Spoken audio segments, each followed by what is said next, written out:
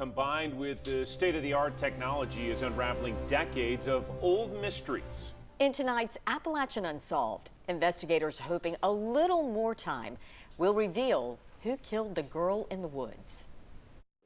We're in an area of Grainger County known as Powder Springs. This is Dale Road.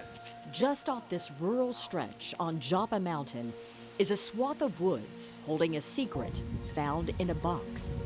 A big sized box, sort of like a stove or a refrigerator or that type of a bigger box.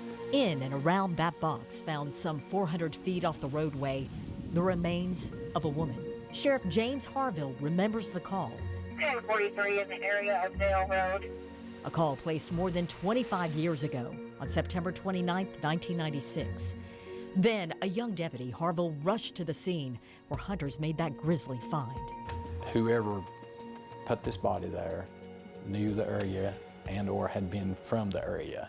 Whoever did her in, they fought her. The case fell to 4th District Criminal Investigator David Hutchison and the Tennessee Bureau of Investigation. Their mission? Identify the victim, then find out who killed her and why. Somebody knew where they were at, have to leave it there. It's a place that you just wouldn't be driving down the road to get rid of something. Hutchison says at the time, there was a missing person case in Grainger County. Glenda Fields had disappeared.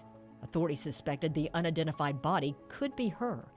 They ran tests comparing DNA from the remains with the twin brother of that missing woman. He said, well, that's not Glenda Fields. So, more or less, we had another homicide at that point. For more than 2 decades, the case of the bones in the box sat cold. But with each passing year, TBI Special Agent Brandon Elkins said crime-fighting tools and techniques were becoming more precise and accurate. We are limited to oftentimes the technology that exists at the time.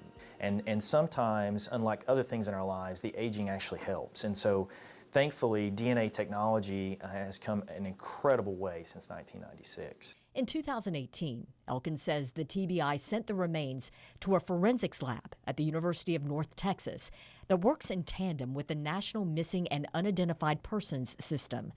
The new lab work produced a hit. When Agent Brown submitted the DNA profile of these remains, we got back the DNA of a living person. We were able to find that the person that had been identified as these remains actually had a twin sister. Through that DNA match, this past August, the TBI could finally put a name to the woman found in the woods, Brenda Clark. Brenda Clark was a community member here in Knoxville. She was very well known, had a lot of friends in the area. She was a young mother, had people that cared a great deal for her. It gave me some closure from the law enforcement, from being an officer for that many years. And I'm sure it was a great closure to the family, and my condolences go out to that family. Still, 26 years after Sheriff Harville rushed to Dale Road, this murder case is far from closed. So we start to look about what was going on in the victim's life at the time, what people did they associate with, what could have led to the situation. All questions Elkins knows could answer. Who killed Brenda Clark? Relationships change, technology changes, people's mindsets and philosophies change. Their willingness to cooperate with law enforcement changes. For cold cases, time is our friend. If you have a tip in this case, please contact the Tennessee Bureau of Investigation at 1-800-TBI-FIND.